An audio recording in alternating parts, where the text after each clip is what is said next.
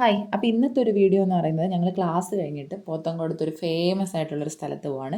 എവിടെയാണെന്ന് വീഡിയോ കാണുമ്പോൾ മനസ്സിലാവും.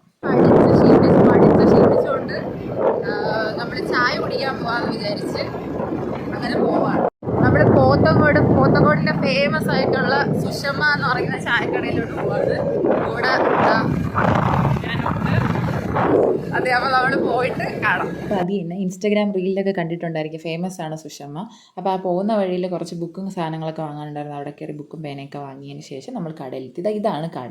കട എന്ന് പറയുമ്പോൾ ഭയങ്കര സിമ്പിളായിട്ടുള്ള ചെറിയൊരു കടയാണ്. പക്ഷേ അവിടുത്തെ ചായയും പഴംപൊരിയൊക്കെ അടിപൊളിയാണെന്നാണ് കേട്ട് കേൾവി.